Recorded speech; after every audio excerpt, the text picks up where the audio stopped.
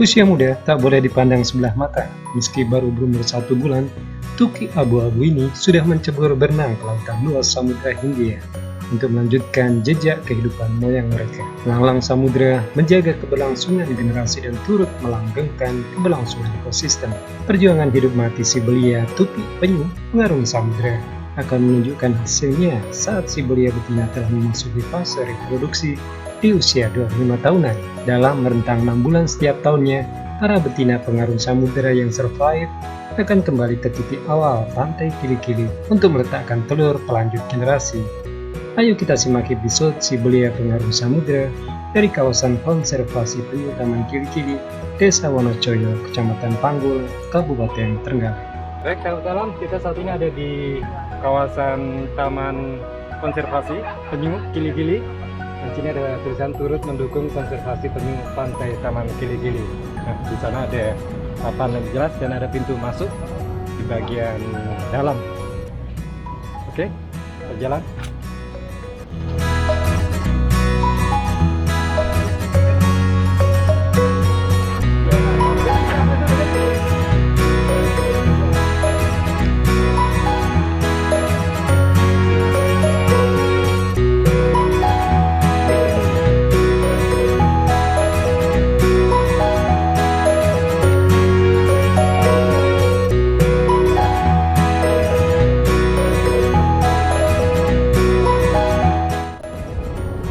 Oke, satu alam, saat ini kita sudah ada di penangkaran penyu dan ini ada penyu abu-abu dan berapa jumlahnya saya tidak tahu. Nah, di sini ada relawan dari Taman Konservasi Penyu Kili-Kili. Dengan Mbak siapa ini? Saya Mbak Eka, Pak. Mbak Eka, ini bisa diceritakan bagaimana ini ada penyu-penyu dan sebagainya. Oh iya, sebenarnya di sini kan konservasi karena kebetulan saya tinggal di dekat pantai Peneluran.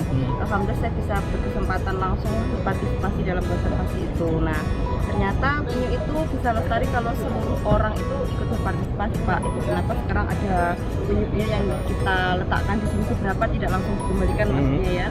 Karena tujuan wisata edukasi, jadi biar orang-orang bisa tertarik untuk datang dan akhirnya kita bisa bercerita, bisa membuat mereka, harapan kita ya ikut terlibat dalam konservasi. Kenapa? Karena ternyata ini apa ya, sekarang itu pembuluh terbesarnya kan sampah ya, ya minimal kita bisa kasih tahu lah, jangan buang sampah sembarangan. Jadi walaupun mereka tinggal di gunung, di tengah kota, berpartisipasinya itu ternyata bisa dilakukan. Jadi itu motivasi kami. Jadi kebetulan tahun ini itu ada apa ya, penyunya itu lebih dari 5.000 ekor tukik yang sudah kita lepaskan untuk tahun ini saja. Oh, ini saja. Iya. Jadi hampir tiap tahun itu rata-rata segitu, Pak. Jenisnya apa saja yang jenisnya penyu abu-abu atau penyu lekang. Jadi di sini itu kebetulan yang paling banyak penyu itu. Ada sih penyu belimbing tapi itu sudah beberapa tahun yang lalu karena memang sekarang dia paling langka, makanya selama ada konservasi ini belum juga bertelur di pantai ini. Pernah juga ada penyu sisik tahun 2013 kalau nggak salah waktu itu, tapi setelah itu belum ada lagi. Mungkin karena memang penyunya sudah langka, jadi atau mungkin memang belum periodenya bertelur ya, karena kan yang kita tahu dia tidak setiap tahun bertelur ya. Jadi kadang cukup lama ya periodenya ya, itu. Semoga saja masih ada lagi, karena memang dulu ya kita tahu kan penyu itu karena masyarakatnya belum tahu, memang dulu banyak yang memanfaatkan untuk dijual, untuk dimakan dan sebagainya. Harapan kami ke depannya semoga konservasi ini bisa membuat penyu-penyu yang bertelur di sini merasa nyaman, aman dan tetap kembali ke sini. Oh, ini tempat kolamnya ini indukannya atau bagaimana ini, Mbak? Jadi kita itu tidak harus menyara induk, Pak, kalau untuk penyu. Ya? Jadi penyu itu bertelurnya di laut lepas. Setelah itu dia datang untuk bertelur. Dia pasti kembali ke pantai penelurannya. Nah, karena kita punya wisata edukasi itu, makanya kita meninggalkan beberapa untuk sarana itu tadi. Ya, jadi insya Allah penyu kami itu akan selalu ada, melihat telur-telur itu akan selalu ada, karena memang pantai ini kita jaga sedemikian rupa sesuai dengan yang diingat oleh si indukan itu. Jadi dia pasti akan kembali lagi ke sini dan kita tidak perlu punya indukan. Bisa diperlihatkan yang dalam bentuk tukik? Iya, bisa. Kenapa? Ya, Oke, saudara. masih banyak.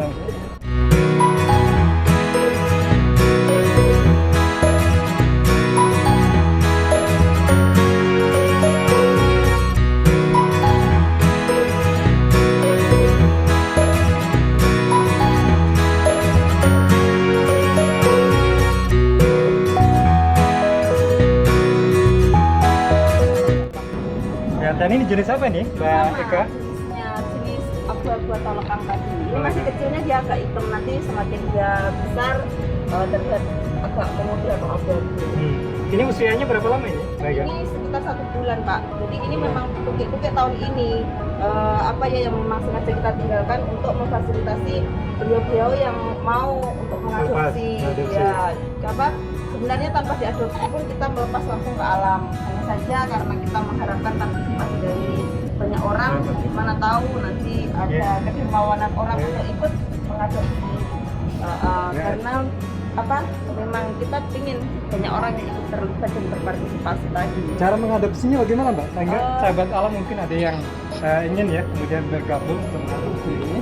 Bisa dijelaskan? Tinggal datang saja ketika musimnya kucing itu ada, karena kucing itu kan ada masanya ya Pak. Kita nggak mungkin lah untuk sampai besar, lepas itu hanya harapannya biar dilepas orang untuk diadopsi, enggak. Kita tetap apa ya ingin konservasinya itu jalan, wisata edukasinya juga jalan. Jadi pas musim-musimnya tukik, Kapan tinggal datang. musim-musimnya? Biasanya itu mulai Mei sudah ada Pak, karena dia kan mulai Februari sudah ada yang mau bertelur ya, sudah mulai bertelur, nanti sekitar 50-an hari kok yang menetas, tapi waktu itu nggak pasti, bisa maju bisa mundur tergantung suhu.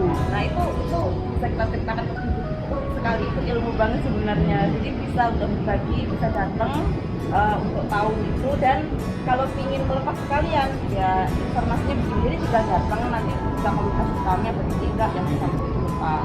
Jadi yang bisa dilepas itu yang umur 50 hari setelah menetas itu? Ya setelah menetas itu umur sehari sampai 4 hari itu yang terbaik, karena dia punya cadangan makanan, dia punya apa ya, dia punya sifat gila berenang, jadi memang benar-benar Allah persiapkan untuk kembali dia ke alamnya sana.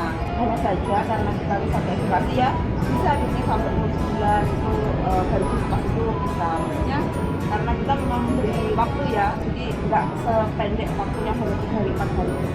Jadi segala macam usia ya bisa berpartisipasi. Bisa, cuman yang terbaik ya kita ada waktu terbaiknya. Ya, jadi ini nanti kalau misalkan sudah dirasa oh ya sudahlah kita lepas aja semua. Ya. Mudah-mudahan ya. Ya karena memang yang utama itu kita harus menyelamatkan ini Pak, karena ini kan langka dan fungsinya itu besar sekali, jadi harus kita kembalikan ke alam. Untuk kita edukasi itu kan sebenarnya poin tambahan teruslah dari kami, biar kami bisa melakukan lebih banyak lagi. Sahabat alam bisa berpartisipasi ya untuk kemudian mengadopsi tukik-tukik ini, bisa dilepaskan ke alam bebas dan saya memiliki manfaat ekologis ya dan ekosistem bagi lingkungan laut Indonesia. Oke, Mbak Eka, kita jalan-jalan lagi. Assalamualaikum. Ini ada yang kosong ini? Ya Pak, karena memang kita tidak harus punya stok banyak kan. Ya. Jadi ini sama ya. Isinya sama juga ya? Sama, isinya sama. Jadi kebanyakan sekarang yang abu-abu ya? Ya, tahun ini semuanya abu-abu Pak. Tahun ini. Tahun ini. Ini tadi usianya sama? Ya, hampir ya rata-rata. Kalau ini usia berapa? Ini tahun kemarin sih. Ini tahun kemarin, jadi kita memang menyisakan beberapa biar orang itu lihat oh ternyata umur tahun segini. Belum setahun ini baru tahun. Ini yang abu-abu juga ya? Iya, jadi agak besarnya kayak gini Pak, agak memutih. Awalnya kan hitam banget. Ini yang membedakan antara yang penyu hijau, kemudian abu-abu itu apa sebenarnya? Lebih ke warnanya atau bentuk fisiknya? Iya, bentuk fisiknya, dari fisik-fisiknya kelihatan Pak. Jadi ini kalau misalnya penyu itu penyu belimbing, maka fisiknya itu kelihatan kayak belimbing gitu, bergaris, ada 5 kayak gitu. Ini kalau penyu sisi ada motifnya. Nah, jadi untuk lebih jelasnya sebenarnya bisa lihat langsung di gambarnya, karena memang berbeda sekali dari segi fisiknya. Itu kenapa dibedakan jenis-jenisnya.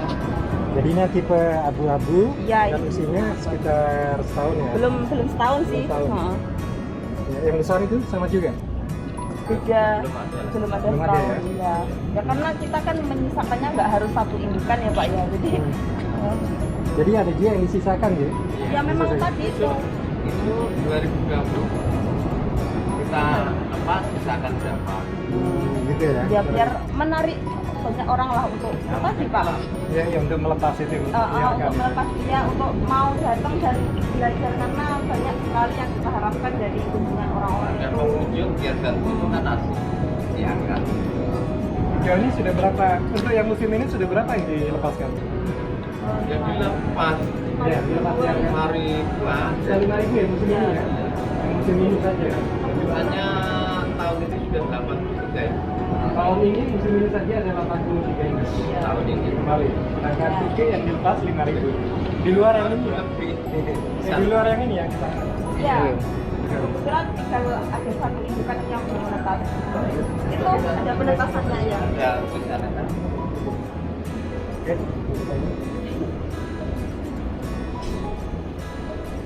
Ini penetasannya Pak. Jadi kita pakai penetasan semi alami. Kenapa harus kita pindah? Karena pantai penelurannya kan panjang. Iya. Dan kita kan relawan, nggak mungkin 24 jam viral-viral ngawasi telur. Karena mohon maaf, dulu itu di sini kan memang orang itu bebas nyari untuk dimanfaatkan ya. Iya. Nah, jadi karena sekarang mereka tahu kalau itu tidak boleh begini kan jadinya itu kejahatan. Jadi biar kejahatannya nggak muncul lagi, kesadarannya kita pupuk dan kita perlihatkan kalau oh ternyata ini loh ada yang peduli dan melindungi. Kenapa kita pindah ke sini untuk memudahkan fokus pengawasan itu selain untuk ini biar kalau misalkan ada abrasi dan sebagainya nggak hanyut lah. Pokoknya ada tujuannya dan kita pakai semi alami. Jadi medianya pasir pantai langsung. Saja, iya. Jadi penyu itu bertelur kan malam. Pak, teman-teman relawan itu ada yang patroli kalau malam, Pak. Nanti kalau ada indukan yang bertelur, telurnya kita pindah ke sini kita bawa. Ini ada nggak tuh yang telurnya ini? Itu ada. Kebetulan tinggal satu induk karena ini sudah mau menghujung tahun sudah akhir dari musimnya tahun 2023. Oh, ini sudah akhir musim. Iya, biasanya bulan 11 itu terakhir, Pak. Jadi mulai bulan 2 sampai bulan 11. Ini ada label ini mungkin Iya, bisa diceritakan ya? Bisa. Gimana Ini ya kode? label ini menjelaskan identitas si telur ini, Pak. Jadi di sini kan ada kode. Kode ini menunjukkan indukan keberapa atau yang bertelur ini atau yang datang ke pantai. Karena tidak semua penyu datang itu bertelur. Ada yang cuma survei kayak gitu yang cari lokasi. Nah, ini ternyata indukan ke 83. Ini kita kasih kode A, terus kita kasih kode B. Kenapa harus kita bedakan? Berarti jumlah telurnya lebih dari 50 butir. Kita kan pakai semi alami. Kalau indukan itu kan meletakkan telur seluruhnya itu kan dalam satu sarang. Karena kita hanya mencontek si induk, ilmu kita kan nggak mungkin benar-benar sama dengan induknya ya.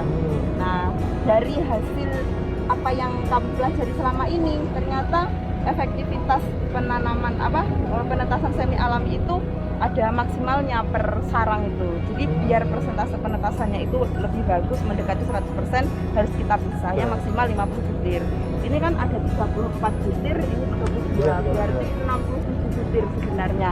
Si induk ini bertelur berapa tadi? 66 butir ya. Terus kita bedakan jadi dua. Satu induk tapi dipisah ya? Iya.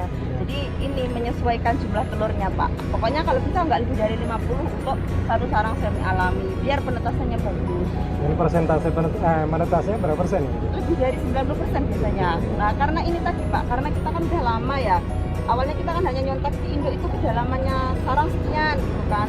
Letaknya seperti ini. Nah, karena seiring berjalannya waktu kita tahu oh kok banyak yang nggak netes gitu ya. Dan kita menemukan metode ini hasilnya. Dan alhamdulillah kurang lebih 1 bulan lagi ya? Ya, insya Allah ini tuh ada prediksi ya. Prediksi menetasnya tanggal 21 bulan 11. Jadi sekitar 45 hari kita ambil waktunya. Karena itu biasanya waktu tercepat si induk si telur itu menetas. Bisa maju bisa mundur tergantung suhu tadi. Kalau suhunya panas ya bisa jadi mendekati tanggal-tanggal itu. Tapi kalau suhu itu terlalu kurang panas dan lembab itu biasanya molor. Nah, tapi itu ada keuntungan dari lama tidaknya penetasan ini ya Pak. Dari gitu ya? Iya, jadi si telur ini tuh netesnya jantan atau betina itu sangat mempengaruhi suhu. Kalau suhunya panas dia tetap netes tapi hampir semua betina. Padahal iya, yang kita tahu karena banyaknya telur dalam rahimnya si penyu itu harus butuh 6-10 jantan untuk membuahi seluruh telurnya. Kalau yang enggak, dibilang panas itu temperatur berapa ya? Suhu antara berapa sampai berapa itu yang dibilang panas? 30 sekian gitu pokoknya nanti bisa lebih cepat netes Pak. Gitu ya, lebih Ya, dari itu ya. ya. Di bawah itu jantan. Ya biasanya jantan. Nah sekarang kan ada alat mitigator ya untuk setting jantan apa betinanya. Jadi dikondisikan suhunya sekian sampai sekian, temperaturnya dengan kelembapan sekian kan ada kombinasinya itu ya sesuai dengan kebutuhan telur ini biar nanti bisa dipilih jantan apa betina. Itu alhamdulillah dari apa yang selama ini dipelajari dilakukan itu akhirnya tercipta. masalah alat yang namanya Ventilator ventilator. itu. Iya, jadi ini kebetulan jenisnya abu-abu, jumlahnya 34 unit. Baik, mudah-mudahan ini semuanya bisa Amin. ya bisa muncul menjadi tuki-tuki yang bisa diadopsi keluar sana. Amin. Kita bisa jalan-jalan kemana lagi nih, baik ya? Bisa baca. Iya, itu langsung laut lepas ya. Iya, di sana.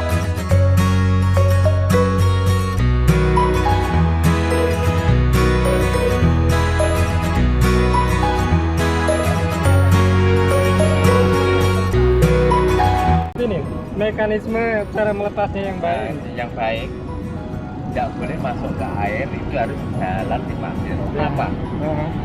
Dia itu kalau biar jalan kan rekam suasana sini, lubang ini direkam. Jadi dia punya memori Pak, saya ingatnya kuat. Jadi kalau sudah nancap di memorinya, dia baru jalan. Gitu ya. Nah nanti besok kalau dia hidup di umur 25 sampai 30 tahun, pasti kembali asalnya dia dilepas. Pertama naik bertelur. Setelah itu 1 tahun sekali. Oke, kalau gitu kita bisa lepas sekarang. Bisa. Oke, siap ayo. Ayo, lihat. Jadi kalau masuk ke air kan dia bingung Pak.